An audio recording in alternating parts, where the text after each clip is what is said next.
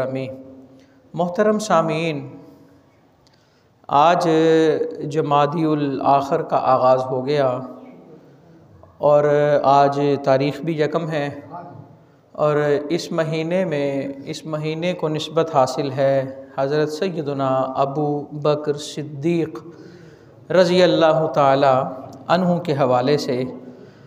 तो आपके हवाले से बिलख़ुसूस और हुज़ूर अलैहिस्सलातु वस्सलाम के जितने असहाब हैं उनके हवाले से बिलुमूम गुफ्तगू आज करेंगे और कोशिश करेंगे कि सारी बातें हज़रत सैयदना अबू बकर सिद्दीक़ रज़ी अल्लाह ताला अन्हु और हुज़ूर अलैहिस्सलातु वस्सलाम के दीगर सहाबाए किराम रिज़वानुल्लाहि अलैहिम अजमईन के हवाले से जितनी बातें अर्ज़ की जाएँ वो सही अहादीस की रोशनी में की जाएँ और ज़्यादा कोशिश यही होगी कि सिर्फ़ उन रिवायात को ज़ेर बहस आज लाएँ जो सही बुखारी के अंदर मौजूद हैं। हुज़ूर अलैहिस्सलातु वस्सलाम का सहाबी होना ये कोई आम मर्तबा नहीं है, ये बात ज़हन में रखें। हम में से कुछ लोग उनको ये तजर्बा हुआ होगा, चूँकि ये जमादियुल सानी या जमादियुल आखिर का जो महीना, तो इसके अंदर भी कई बातें इस तरह की सुनने को मिलेंगी। कुछ चूँकि दौर ये सोशल मीडिया का दौर है ना, बंद कमरे में बैठकर भी फितना डालने वाले फितना डाल देते हैं, एक कैमरे के आगे बैठकर फितना फैला देते हैं। और चूँकि हमारी जो दस्तरस है, हमारी जो असेस है वो असल किताब तक या असल बात तक नहीं होती, सिर्फ़ सुनी सुनाई बात को तस्लीम करके और उसको मान लेते हैं और आगे फैलाते हैं और मामलात ख़राब होते हैं। कुछ लोग किसी सहाबी का नाम लेकर ये कहते हुए नज़र आते हैं कि उनकी शान ये है कि बस वो सहाबी हैं, इसके अलावा कोई शान नहीं। भी क्या सहाबी होना ये बस कोई शान है? सहाबी होना ये बहुत बड़ा मकाम है। सारे वली, गौस, कुतुब, अब्दाल भी सहाबी के मर्तबे को वो एक सहाबी में मिसाल दूँ, हुज़ूर अलैहिस्सलातु वस्सलाम की बारगाह में हाजिर हुए, कलमा पढ़ा, मुसलमान हुए, ना रोज़ा रखा, ना ज़कात दी, ना कोई नमाज पढ़ी, जिहाद का आर्डर हुआ, चले गए, शहीद हो गए। उनके मकाम और मर्तबे को भी कोई नहीं पहुंच सकता। देखो ये है जन्नती, ये देखिए ना, उनके मकाम और मर्तबे को भी कोई नहीं पहुंच सकता। तो लिहाजा हमें हुज़ूर अलैहिस्सलातु वस्सलाम के सहाबा और हुज़ूर अलैहिस्सलातु वस्सलाम के जो आले पाक हैं, अहले बैत अतहार हैं, हमारा काम है जी अदब करना। जहाँ सर झुकाने का मकाम हो ना, वहाँ सर उठाए नहीं जाते, सर झुकाए जाते हैं। हुज़ूर अलैहिस्सलातु वस्सलाम के सहाबी तो यकीनन वही है ना जिन्होंने सर की आँखों से आपको देखा या जिन्होंने हुजूर की सोहबत पाई, जो नबीना हजरात थे, और फिर उसी हालत में उनका विसाल हुआ दुनिया से, वो उसी हालत में गए तो उन्हें सहाबी कहा जाता है। और सहाबाई किराम में मर्तबे हैं, जो सबसे पहले ईमान लाए उनके मर्तबे ज़्यादा हैं, उनका मकाम ज़्यादा है। फिर इसी तरह अशरा मुबशरा का मकाम ज़्यादा है, फिर मुहाजिरीन का मकाम ज़्यादा है, फिर साबिकून अल-अव्वलून का मकाम ज़्यादा है, बदर वालों का मर्तबा ज़्यादा है। इस तरह दर्जे हैं तमाम के अंदर। अच्छा, कुछ हज़रात इस दौर में ये कहते हुए भी नज़र आते हैं कि ये दर्जा बंदी आज के लोगों की ईजाद है। तो ये भी आपके सामने सहाबाई किराम का मामूल और उनसे मंसूब रिवायतें जो सही बुखारी में मौजूद हैं आपके सामने रखूँगा, तो हमें ये बात पता लग जाएगी कि दर्जा बंदी सहाबाई किराम किया करते थे और किस तरह उन्होंने की है। और ये किताबी और पढ़ी लिखी बात है, ये किताब से हट के बाद हम कोई करने नहीं लगे। अब देखें ना, हज़रत सैयदना अबू बकर सिद्दीक़ रज़ी अल्लाह ताला अन्हु के बारे हुज़ूर अलैहिस्सलातु वस्सलाम ने इरशाद फरमाया, आपने फरमाया मैंने जब भी किसी को इस्लाम की दावत दी ना, उसने सोचा ज़रूर है। एक होता है इनकार करना, वो बात की बात है। बहुत से ऐसे हैं जिन्होंने अव्वलन इनकार नहीं किया, ईमान लाए, लेकिन उन्होंने सोचा, टाइम लिया। लेकिन हज़रत अबू बकर सिद्दीक़ रज़ी अल्लाह ताला अन्हु वो हैं जो बग़ैर सोचे मुझ पर ईमान लाए। ये हम सब के मोहसिन। आप ही देखिए ना, मैं किस पर एहसान कर दूंगा? उस पर जो मेरे से कम होगा, मुझ पर वो कर देगा जो मुझसे बड़ा है। हमारा एहसान लिमिटेड, बड़ा महदूद, और हम सब पर है इस्लाम का एहसान जिसने हमें जहन्नम से बचा लिया। हम सब मरहूने मिन्नत है इस्लाम के। इस्लाम जो है उसने हम पर करम किया, और जिसने इस्लाम पर एहसान किया वो हज़रत अबू बकर सिद्दीक़ रज़ी अल्लाह ताला अन्हु। इस्लाम पर एहसान किया। मुईनुल इस्लाम का लक़ब हज़रत अबू बकर का है कि जिन्होंने मुसलमान होते ही 40,000 दिरहम इस्लाम के लिए दे दी। बे बंदे तो थे ही नहीं मुसलमान, चंद एक तो थे।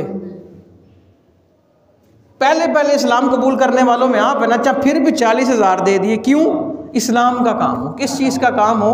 इस्लाम फैलने का, फलाह बहबूद का जो काम है वो जारी रहे। तो हज़रत अबू बकर सिद्दीक़ रज़ी अल्लाह ताला अन्हु ये इस्लाम के क्या हैं? मोहसिन हैं। इन्होंने इस्लाम पर इस्लाम की मदद की, और इस्लाम के मुईन और मददगार का लक़ब इन्हें अता हुआ। एक दो रिवायतें आपके सामने रखूँगा सहाबा के हवाले से उमूमन जो हैं, और ये रिवायतें आपको बताएंगी कि वजूद की बरकत क्या होती है, कि वजूद कोई शय होता है और वो क्या चीज़ होता है, और सिर्फ वजूद मौजूद होने की कितनी बरकत है। आज एक दौर ये भी चला ना, कहीं से कोई बात सुनने को, कोई बंद कमरे में बैठ के कहता है जी फ़लानी कोई चीज़ नहीं, फ़लाँ कोई शय नहीं, उसकी कोई हैसियत नहीं। ये देखें, इमाम बुखारी एक हदीस ला रहे हैं और बंद कमरे में बैठने वाले भी इसी बुखारी का हवाला देते हैं, लेकिन आम आदमी पढ़ता नहीं ना, उसकी असेस नहीं है, उसको समझ नहीं आएगी कहाँ से, और हवाला देने वाले ख़ुद उर्दू को हवाला देते हैं। असल किताब तो अरबी है ना, तर्जमा करने वाला वो अपनी मर्ज़ी का तर्जमा कर सकता है। असल माहिर तो वो है ना जो अरबी पढ़े और उसको समझे और उससे समझाए। देखें, रिवायत है, रावी कहते हैं मैंने जाबिर बिन अब्दुल्ला को सुना और उन्होंने ये हदीस हज़रत अबू सईद खुदरी रज़ी अल्लाह ताला अन्हु से रिवायत की। सही तरीन हदीस। हज़रत अबू सईद खुदरी कहते हैं कि रसूल रहमत सल्लल्लाहु अलैहि वसल्लम ने फरमाया, लोगों पर एक ज़माना आएगा कि फ़यग़ज़ू फ़ी आम मिनन नासी फ़युक़ालु हल फ़ीकुम मन साहब रसूलल्लाह सल्लल्लाहु अलैहि वसल्लम। एक ज़माना आएगा तो लोग जिहाद के लिए जाएंगे। लड़ाई का वक्त आएगा ना, काफिरों से लड़ाई होगी, जिहाद का वक्त होगा।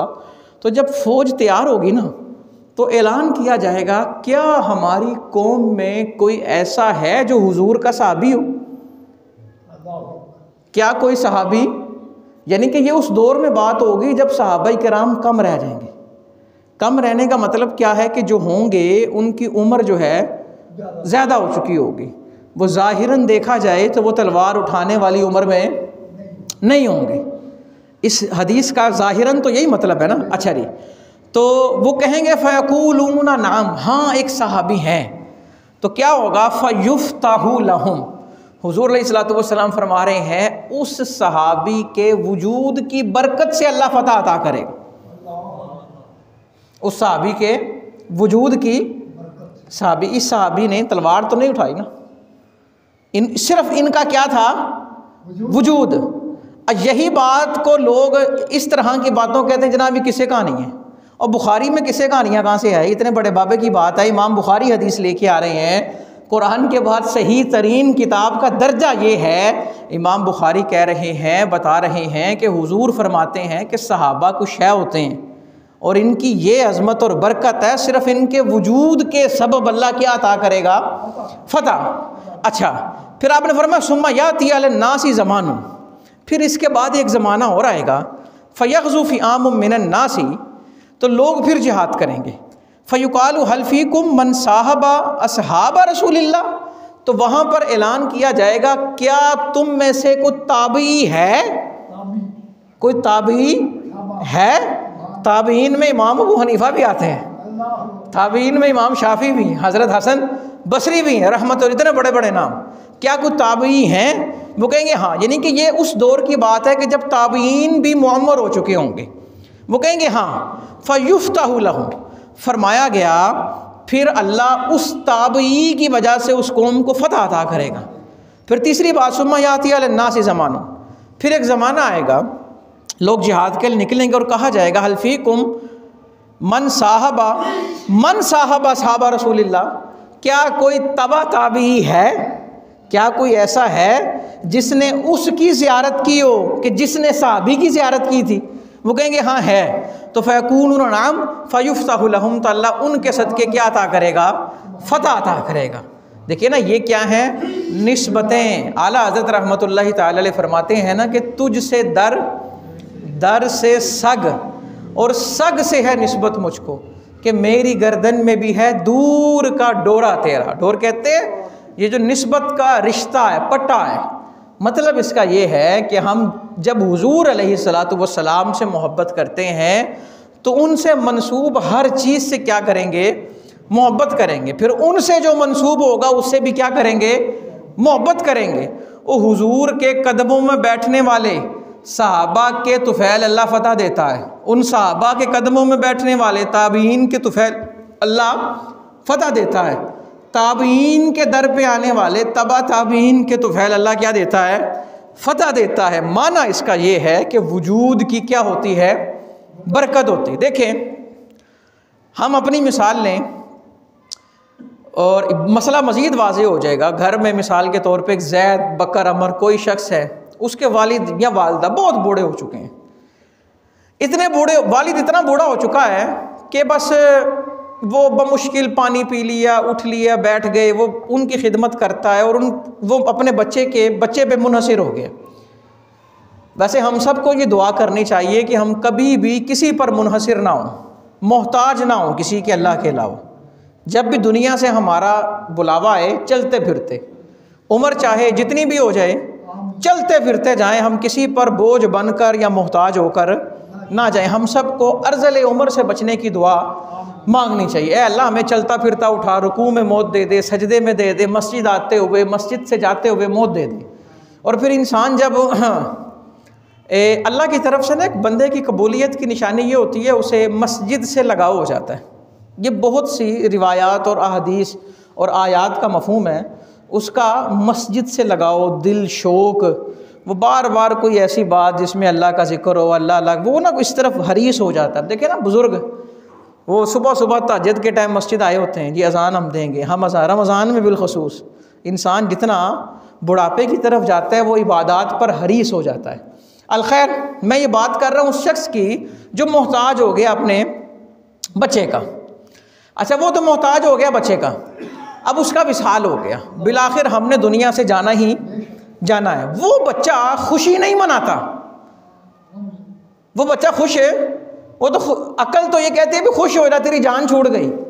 वो कहता नहीं, मेरी कमर टूट गई है। अकल तो कहे ना भी तू क्या मेरी कमर टूटने से बच गई है, कि मैंने तो कमर पे अबू को उठाया हुआ था, लेकिन वो कहता है मेरी तो कमर ही टूट गई है। भी क्यों टूटी है? वो तो तुम पर मोहताज थे। वो कहता बात मोहताज की नहीं है, बात वजूद की होती है। अब्बा जी का होना ही बड़ा किफ़ायत करता है, उनके होने से मैं बेफिक्र होता हूँ, कोई परवाह नहीं होती ना मैं किसी चीज़ का। छोटी छोटी चीज़ें और बड़ी ख़ास और ज़रूरत, आज बुज़ुर्ग जो हैं यानी कि बच्चे पर मोहताज हो, बच्चा फिर भी घर में पुरसुकून होकर सोता है, उसको पता होता है मेरे सर पर कोई है। और वजूद की बड़ी बरकत होती है, वजूद की बड़ी। लिहाजा हमने इस फितने में नहीं आना कि कोई बंद कमरे में बैठ कर के कि जी वजूद कोई चीज़ है, नहीं होता। तो ये बुखारी की रिवायत आपने समाअत कर ली। इसी तरह हुजूर अलैहिस्सलातु वस्सलाम ने फरमाया कि सबसे बेहतरीन ज़माना मेरा ज़माना है, सबसे बेहतरीन। सुम्मल्लज़ीना यलूनहुम सुम्मल्लज़ीना यलूनहुम, फिर उसके बाद वाले, फिर उसके बाद वाले। और एक और रिवायत में तीसरी दफ़ा का भी जिक्र है, फिर उसके बाद वाले, यानी कि सहाबा ताबीन का जिक्र इसमें आ गया।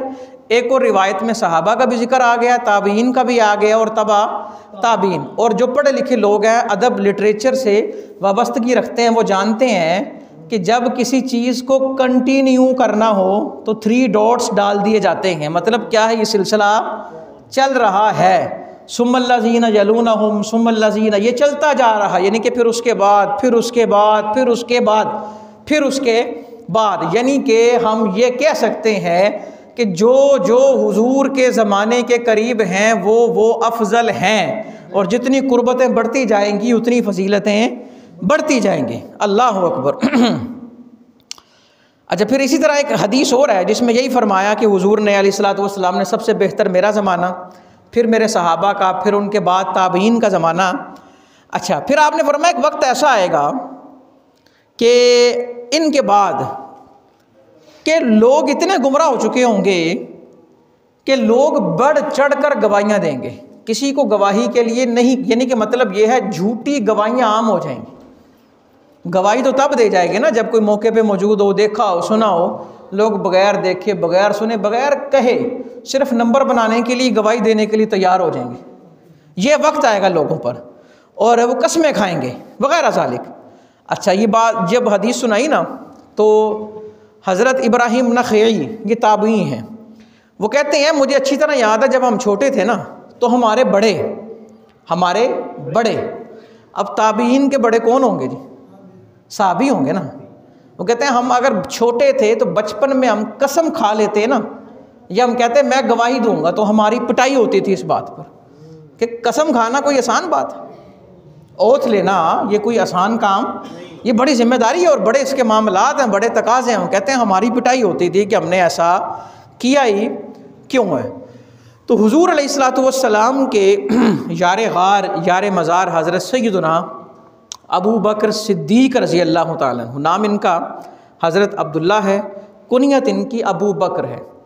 तो अबू बकर के मुख्तलिफ़ मानी हैं, ऊँटों वाला भी इसका माना होता है, मालो दौलत वाला भी, हुसन वाला भी इसका माना होता है। तो किसी भी लिहाज से देखा जाए तो ये कुनियत आप पर बिल्कुल मुनासिब है।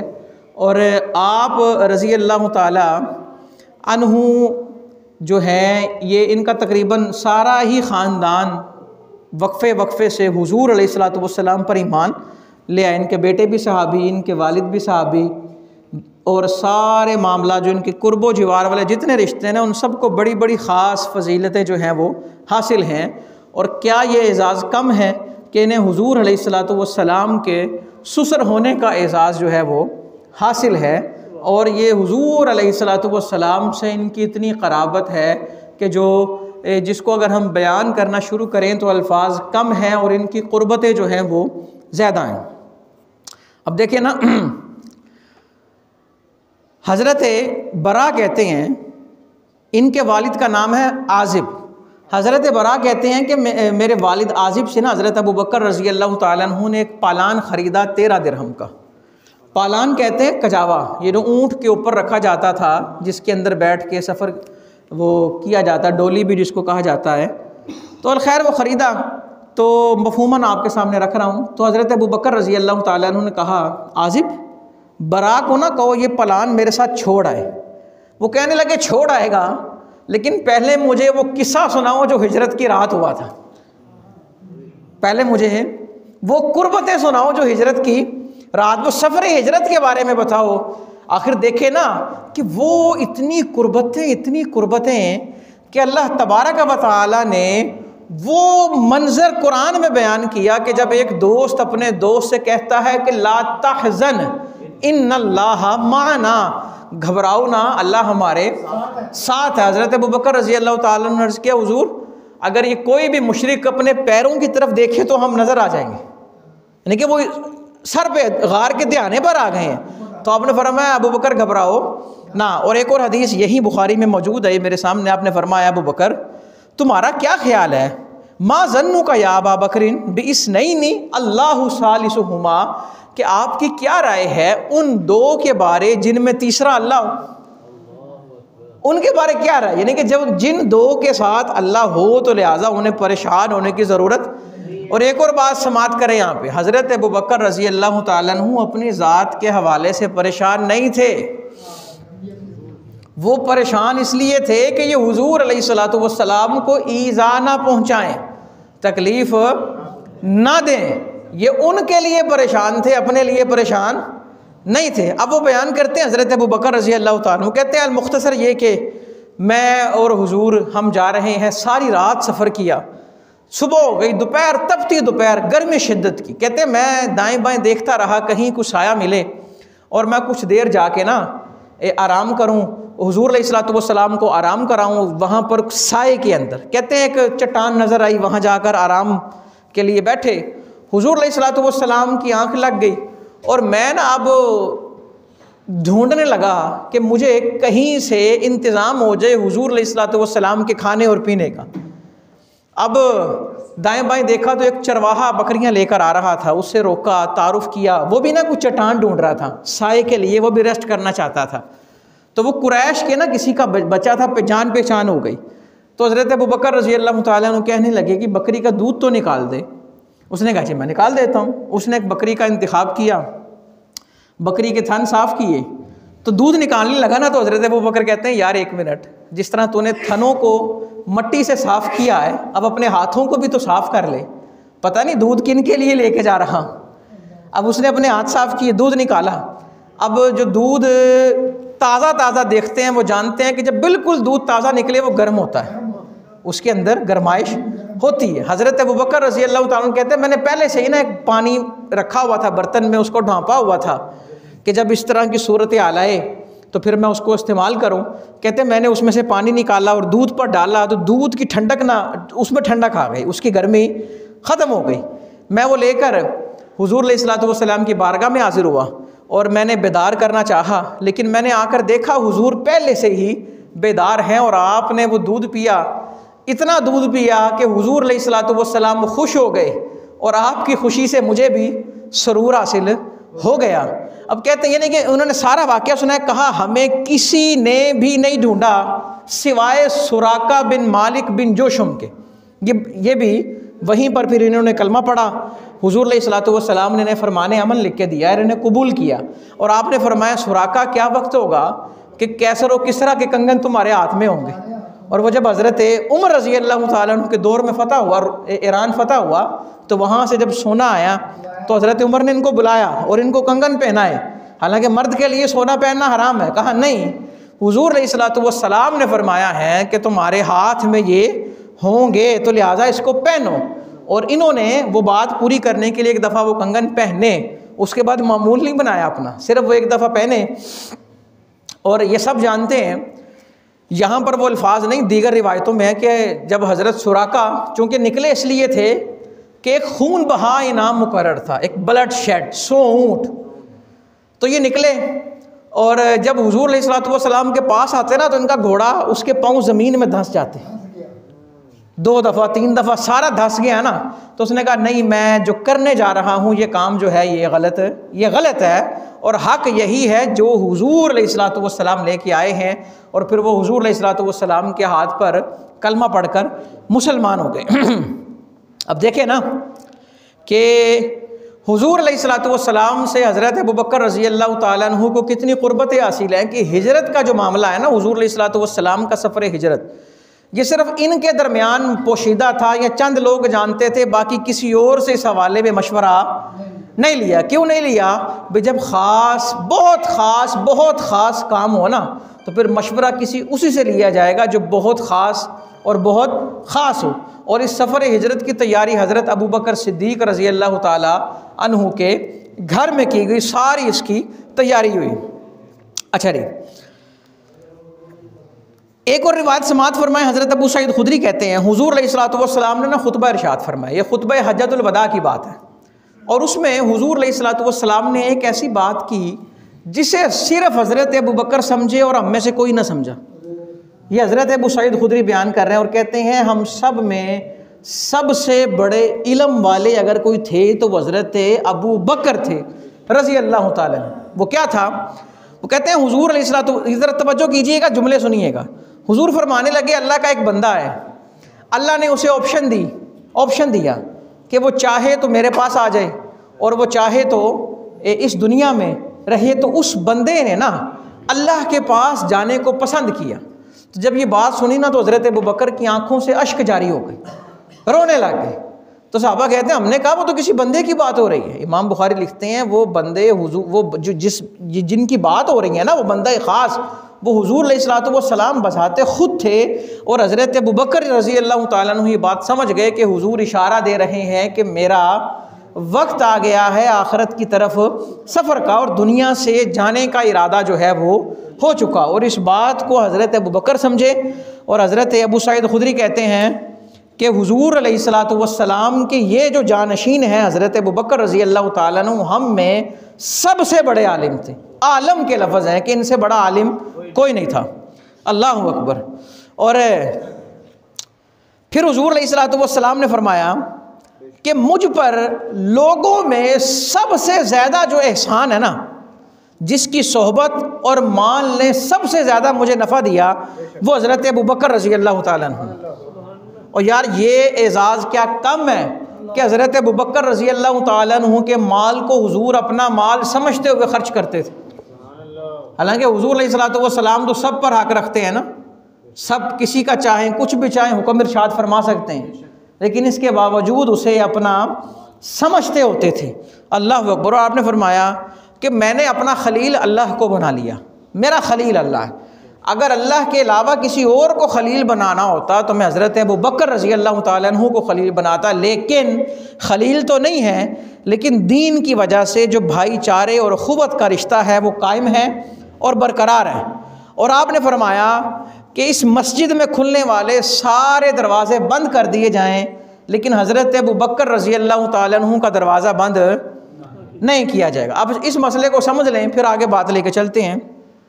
कि 2 दफ़ा ऐलान हुआ मस्जिद में खुलने वाले दरवाज़े, तो समझ लें मस्जिद है खुली सहन है, और लोगों के जो दरवाज़े हैं जो रहने वाले हैं उनका जब खुलता है तो सीधा सामने क्या है जी, मस्जिद। तो आप अलैहिस्सलातु वस्सलाम ने फरमाया सारे दरवाज़े बंद कर दें, इसकी डायरेक्शन चेंज करें, मस्जिद के अंदर दरवाज़ा किसी का नहीं खुलना चाहिए। उस वक़्त फरमाया सिर्फ़ हज़रत अली रज़ी अल्लाह ताला अन्हु का दरवाज़ा जो है वो मस्जिद में खुले। ये जामे तिरमिज़ी में रिवायत मौजूद है।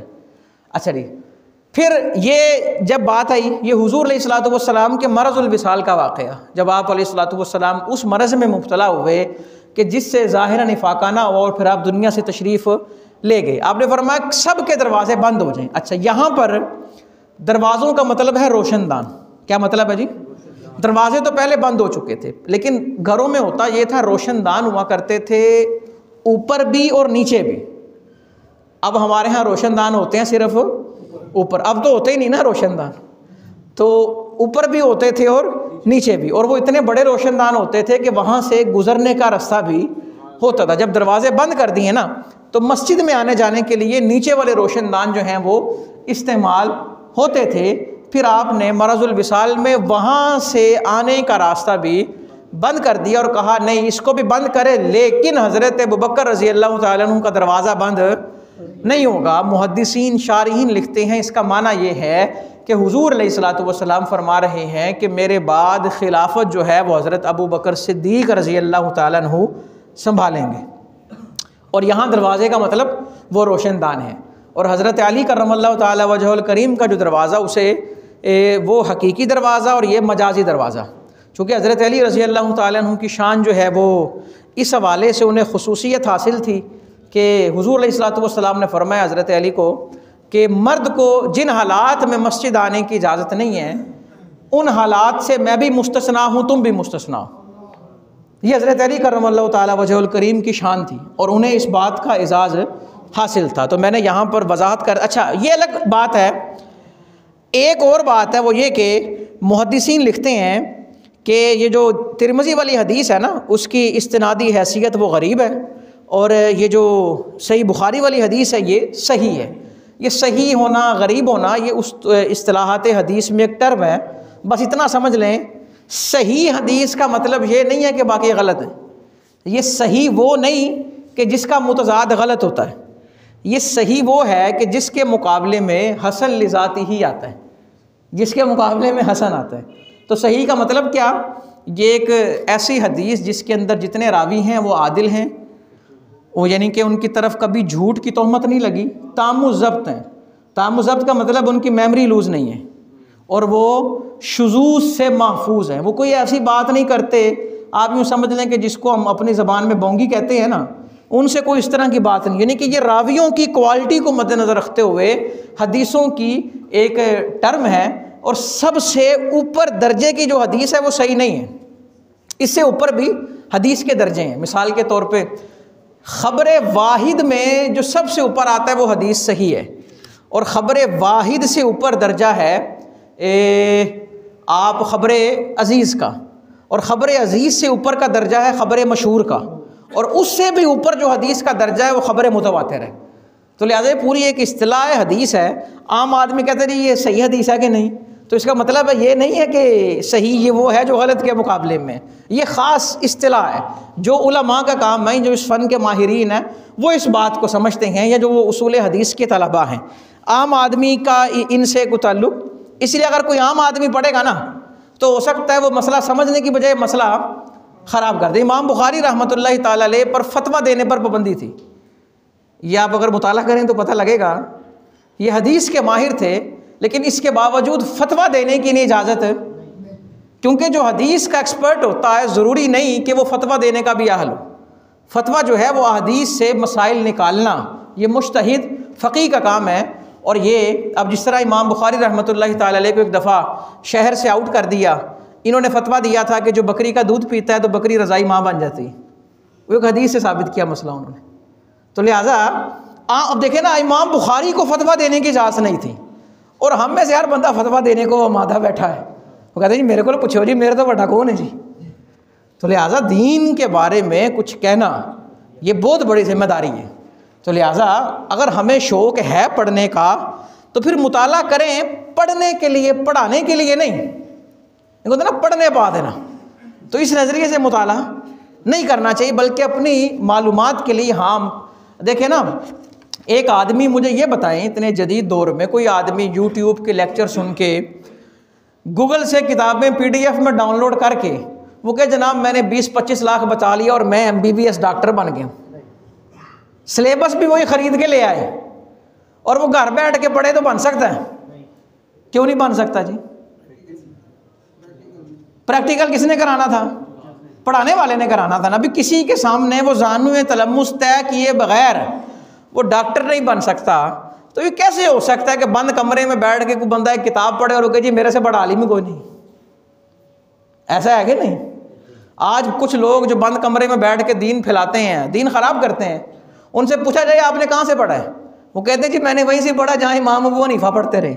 ला हौला वला कुव्वत। वो सहाबा से पढ़े हैं भाई, और वो उन्होंने बाकायदा उस दौर के जो तकाजे थे उन्हें पूरा किया, और उसके मुताबिक उन्होंने इल्म हासिल किया, और इल्म की जुस्तजू थी, वो वहाँ पर पढ़े हैं। और एक बंदा बंद कमरे में बैठकर अपनी मर्ज़ी की किताबें लाए, अपनी मर्ज़ी का निसाब लाए, और लाकर वो दावा करे जी मैं पढ़ा लिखा हूँ।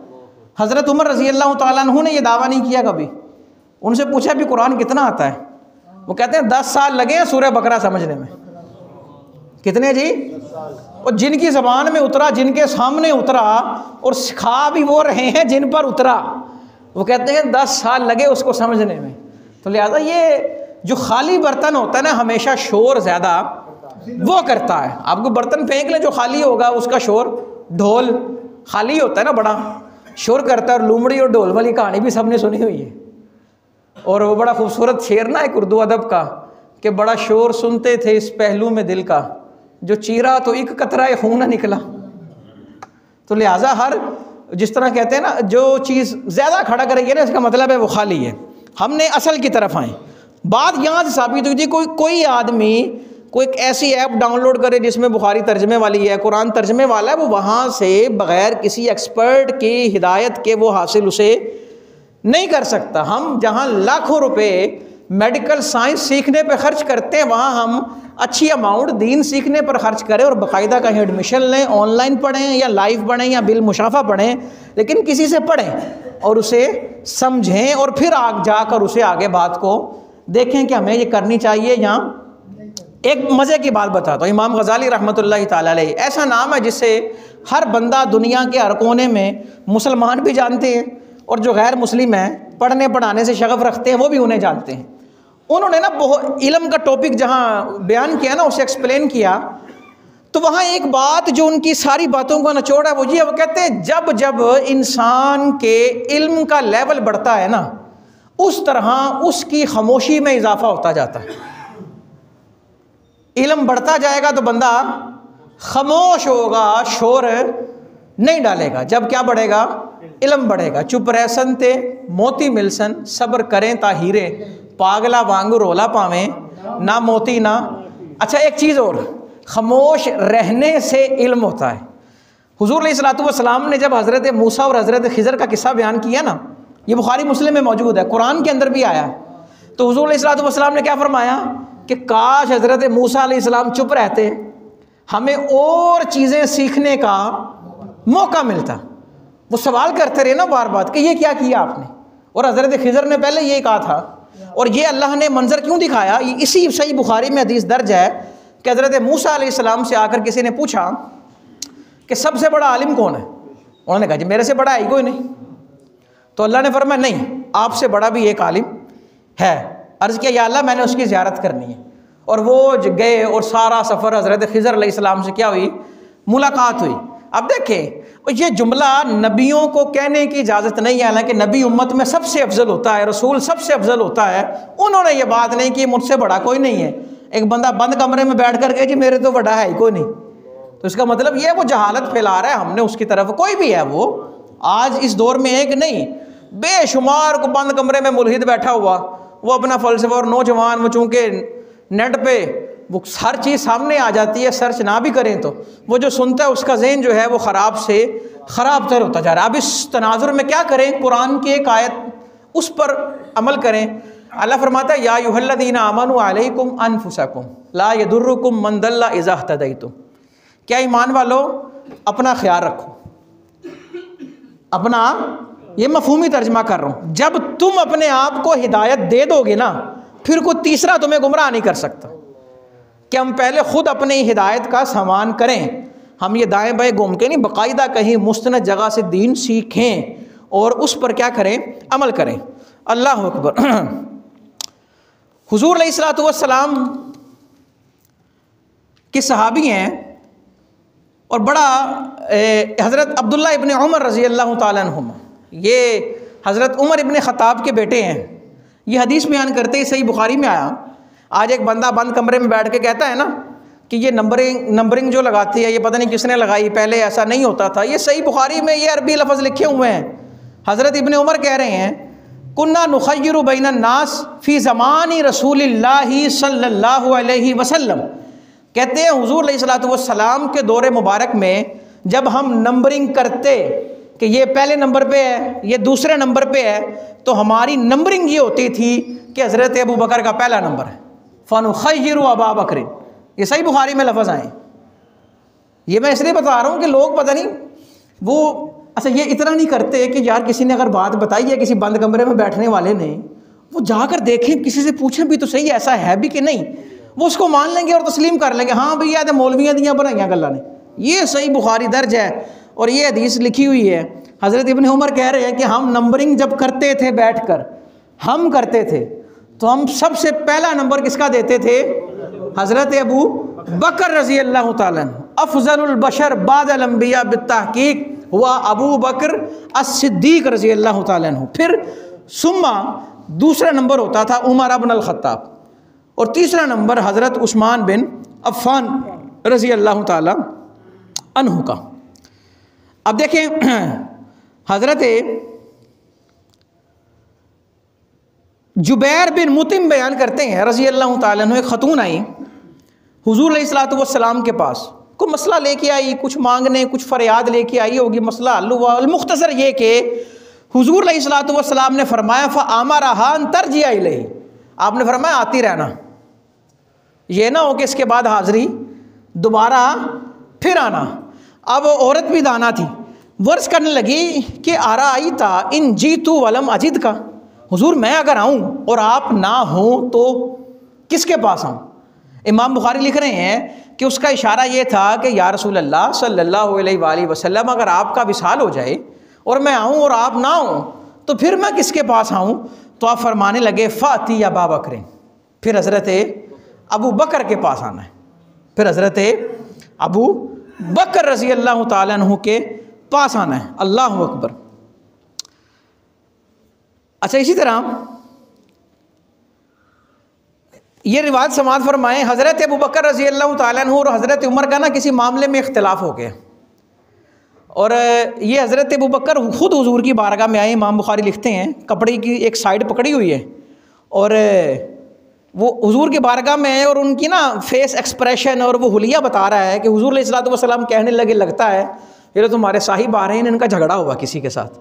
कैफियत होती है ना। वो आए, अर्ज़ किया हुजूर मेरा और हज़रत उमर का ना किसी मामले में इख्तलाफ हुआ। तो हज़रत अबू बकर कहते हैं मैंने जल्दबाजी की और उन्हें कुछ कह दिया, कुछ गैर मुनासिब बातें मैंने उन्हें कह दी। ये इसका इतराफ़ किसने किया? हज़रत, ये बात सुनिएगा, हज़रत अबू बकर रज़ी अल्लाह ताला अन्हु ने खुद इतराफ़ किया। देखें इंसान बशर है ना, बशरी तकाज़े होते हैं, इंसान को गुस्सा भी आ जाता है, बड़े मामलात होते हैं। वो कहते हैं मैंने जल्दबाजी की और मैं उन्हें कुछ कह गया। सुम्मा नदिम, तो कुछ कह जाना बुरी बात नहीं है अगर उसके बाद नदामत हो जाए। ये हमें अपनी ज़िंदगियों में शाम जो बाद में अकड़ जाए वो फिर इबलीस का काम है, इब्ने आदम का काम नहीं। अर्ज़ किया हुजूर फिर मुझे ना उस पर नदामत हुई और मैंने हज़रत उमर को कहा अन यग़फ़िर ली, मुझे ना मेरा एक्सक्यूज़ एक्सेप्ट करो, मुझे माफ़ी दे दो। तो अब वो भी गुस्से में थे, फाबा, उन्होंने कहा जी मैंने माफ़ी नहीं देनी, मैंने माफ़ी नहीं देनी। अच्छा ये मामला हुआ और हज़रत अबू बकर रज़ी अल्लाह ताला अन्हु इसके बाद हल मामला नहीं हुआ तो कहाँ चले गए? उनको पता था ना कि जो बात कहीं नहीं बनी वो इस दर पर आकर बन जाएगी। अब देखें जो बात समझाने वाली वो ये है कि हज़रत अबू बकर की शान का अंदाज़ा लगाएं और देखें जो आदमी इनके ख़िलाफ़ ज़बान दराज़ी करता है वो ईमान से कितना दूर है। और हज़रत उमर रज़ी अल्लाह ताला अन्हु ने जब कहा ना कि मैंने माफ़ नहीं करना, तो हज़रत अबू बकर कहते हैं या रसूल अल्लाह मैं आपके पास आ गया, मैं आपके पास। अब मुझे ये बताएं ज़ैद और बकर में फटा हो जाए, ज़ैद ज़्यादती करे बकर से, ठीक है, अब माफ़ी जो है वो कौन मांगेगा? ज़्यादती करने वाला। अच्छा माफ़ी कौन देगा? जिससे ज़्यादती को जज कह सकता है यारो दे लो मैं माफ़ करना था। हाँ, अगर जज को उस पर इतना मान हो कि वो मेरी बात टालेगा नहीं, फिर वो कह सकता है। अब हज़रत अबू बकर रज़ी अल्लाह ताला अन्हु ने जब ये अर्ज़ किया ना हुजूर हज़रत उमर ने मुझे माफ़ी नहीं दी, तो हुजूर फरमाने लगे ए अबू बकर अल्लाह तुझे माफ़ी देता है, अबू बकर अल्लाह तुझे माफ़ी देता है। 3 दफ़ा ये बात कही। कितनी दफ़ा? 3 दफ़ा। अच्छा हुआ पता क्या, अब हज़रत उमर रज़ी अल्लाह ताला अन्हु ने माफ़ी देने से इनकार कर दिया तो घर उनको भी ना फिर नदामत हुई। सुम्मा नादिमा, इमाम बुखारी ये लफ्ज़ ला रहे, उन्हें फिर इस बात की नदामत हुई। वो हज़रत अबू बकर के ना घर चले गए। अच्छा जिन्होंने माफ़ी देनी थी अब वो माफ़ी मांगने आ गए। ये देखें ना हमारे लिए इस वाक़ये में कितने सबक हैं और कितने। हम देखें एक ज़रा सी बात को 30-30 साल नहीं ख़त्म होने देते। ये 3 लम्हे 3 मिनट नहीं गुजरे, नदामत उधर भी हुई और नदामत इधर भी हुई। जब हज़रत अबू बकर के घर आए पूछा कि हज़रत अबू बकर हैं? कहा नहीं। कहा हज़रत अबू बकर घर नहीं है। अच्छा आगे ये नहीं है कि हज़रत उमर ने पूछा घर नहीं है तो किधर है, और उन्हें पता था घर नहीं होंगे तो किधर होंगे। जानो दिल होशो खिरद सब तो मदीने पहुँचे, तुम नहीं चलते रज़ा सारा तो सामान गया। अल्लाह अकबर। फिर ये नहीं पूछा हज़रत उमर ने कि वो घर नहीं है तो कहाँ होंगे, उनको पता हज़रत उमर आ गए हुजूर की बारगाह में। अल्लाह अकबर। अब जब हज़रत उमर आए ना तो देखते, क्योंकि ये फ़ौरन ही तो ये वाक़या हुआ, विद इन नो टाइम, वक़्त तो गुजरा है नहीं, फ़ौरन ही तो ये काम हो रहा। फ़जाला वजहुन नबी यतमअर, हुजूर अलैहिस्सलातु वस्सलाम के चेहरे पर नाराज़गी के इजहार, और नाराज़गी के इजहार आई, चेहरा मुतग़य्यर हो गया ना, नाराज़गी का इजहार। अब देखें ना हुजूर अलैहिस्सलातु वस्सलाम को ये बात अच्छी नहीं लगी कि हज़रत अबू बकर तकलीफ़ में हैं, ये बात समझाने वाली है। हुजूर अलैहिस्सलातु वस्सलाम का चेहरा मुतग़य्यर हुआ, हज़रत अबू बकर डर गए और हुजूर के घुटने पकड़ के बैठ गए और कहने लगे या रसूल अल्लाह वल्लाही आना कुन्तु अज़लम, या रसूल अल्लाह ज़्यादती मेरी है। मर्रतैन 2 दफ़ा ये बात की, या रसूल अल्लाह ज़्यादती इन्होंने नहीं की, मेरे से हुई है। और फिर हुजूर अलैहिस्सलातु वस्सलाम ने फरमाया कि अल्लाह ने मुझे तुम सब की तरफ भेजा था, और याद करो वो वक़्त मैं तुम्हें कहता था अल्लाह ने मुझे भेजा है, और तुम मुझे कहते थे कि आप झूठ बोल रहे हैं, और ये मुझे कहते थे कि आप सच बोल रहे हैं। आपने फरमाया कि हज़रत अबू बकर रज़ी अल्लाह ताला अन्हु को अज़ियत किसी ने नहीं देनी। और इसके बाद किसी ने भी हज़रत अबू बकर रज़ी अल्लाह तआला अन्हु को अज़ियत नहीं दी। अब देखें ना, हज़रत अबू बकर कह रहे हैं कि मैंने इस बात का इकरार किया, एतराफ़ किया, लेकिन इसके बावजूद हुज़ूर अलैहिस्सलातु वस्सलाम का चेहरा जो है वो मुतग़य्यर हो गया था। अब देखें ना यार, इनकी शान, मकाम और मर्तबा कितना। हज़रत इमाम गज़ाली रहमतुल्लाहि तआला अलैह एक रिवायत लाते हैं कीमिया सआदत में कि हज़रत उमर रज़ी अल्लाह तआला अन्हु को हुज़ूर अलैहिस्सलातु वस्सलाम ने फरमाया था, उमर आप हज़रत अबू बकर की नेकियों में से एक नेकी हैं। और हज़रत उमर की नेकियों की तादाद कितनी? आसमान पे सितारे कम है, नेकियों की तादाद ज़्यादा है। और ये हज़रत अबू बकर रज़ी अल्लाह तआला अन्हु की क्या है जी? एक नेकी हैं। अल्लाह अकबर। एक और बात, हुज़ूर अलैहिस्सलातु वस्सलाम ने ना सहाबा को एक बात सुनाई बनी इसराइल की। कहा एक चरवाहा था, उसके बकरियों के ऊपर एक भेड़िया हमला करने लगा, उसने भेड़िए को पकड़ा तो भेड़िए को अल्लाह ने ज़बान अता कर दी। वो कहने लगा जिस दिन हुकूमत ही दरिंदों की होगी उस दिन तुम्हारी बकरी को कौन बचाएगा? ठीक है। अच्छा, फिर इसी तरह एक आदमी गाय के ऊपर ना सामान लाद के लेके जा रहा था, उसे अल्लाह ने ज़बान अता की। वो कहने लगी गाय कि मुझे अल्लाह ने इसलिए पैदा नहीं किया कि मेरे ऊपर बोझ डालो, मुझे खेती बाड़ी के लिए पैदा किया। और जब हुज़ूर अलैहिस्सलातु वस्सलाम ने ये बात कही ना, उस मजलिस में हज़रत अबू बकर मौजूद नहीं थे, हज़रत उमर मौजूद नहीं थे। हुज़ूर अलैहिस्सलातु वस्सलाम ये बात कह कर फरमाने लगे कि मैं इस बात पर ईमान लाता हूँ कि ये हक़ क्या, क्यों हक़ क्या अल्लाह ने कही है, और मेरी इस बात पर हज़रत अबू बकर भी ईमान लाते हैं और हज़रत उमर भी ईमान लाते हैं। यानी कि हुज़ूर अलैहिस्सलातु वस्सलाम को यकीन है कि मेरी बात का इनकार ये दो हज़रात नहीं करेंगे। और एक और बात आज के हवाले से समाप्त करें, फिर गुफ्तगू मुकम्मल करते हैं, वक़्त ऊपर हो गया। हज़रत मौला अली करमल्लाहु ताला वजहुल करीम कहते हैं, जब हज़रत उमर इब्न ख़त्ताब रज़ी अल्लाह ताला अन्हु को, ये इमाम सुयूती जलालुद्दीन सुयूती रहमतुल्लाहि ताला अलैह बयान करते हैं, वो कहते हैं जब हज़रत उमर रज़ी अल्लाह ताला अन्हु को रोज़े रसूल में दफन कर दिया ना, तो मौला अली कहने लगे मैं जानता था यही होगा, मैं जानता था कि यही होगा। क्या क्या मैं जानता था ये तदफीन भी साथ साथ होगी। भी आप कैसे जानते थे? वो कहते हैं मैंने हुजूर की ज़बान से जब भी सुना तो यही सुना ना, मैं अबू बकर और उमर, मैं था अबू बकर थे उमर थे, मैं गया अबू बकर गए और उमर गए। मैंने ज़बान से जब भी सुना तो ये साथ थे, तो मुझे तब ही महसूस होता था कि ये बाद विसाल भी साथ रहेंगे। और हज़रत अली रज़ी अल्लाह ताला अन्हु ने पूछा बताओ भी सबसे बड़ा बहादुर कौन है? इमाम सुयूती इस बात को नकल करते हैं तारीख़ुल खुलफ़ा में, वो सब ने ना कहा जी आपसे बड़ा बहादुर ही कोई नहीं। आपने फरमाया नहीं, मैं तो बहादुर हूं ना उनके सामने जो मेरे से कम है, मेरे से बड़ा बहादुर कौन है? वो अल मुख्तसर ये कि हज़रत अली फरमाने लगे, वो कहते हैं मैंने अगर सबसे बड़ा बहादुर देखा है ना, वो हज़रत अबू बकर सिद्दीक़ रज़ी अल्लाह ताला अन्हु को देखा है। कहा कैसे? कहा बदर का मौका था और जब ये बात आई कि हुजूर अलैहिस्सलातु वस्सलाम की ढाल कौन बनेगा, कहते हैं सबसे आगे हज़रत अबू बकर बढ़े और ये हुजूर की ढाल बने। और हमें जब हम सोच रहे थे कि कौन बने, ये ढाल बन चुके थे, तो लिहाजा सबसे बड़ा कौन है जी? बहादुर कौन है? हज़रत सैयदना अबू बकर सिद्दीक़ रज़ी अल्लाह ताला अन्हु। और कुछ खसाइस ऐसे हैं जो हासिल होते हैं, कुछ फजीलतें ऐसी होती हैं जो किसी और को हासिल नहीं होती।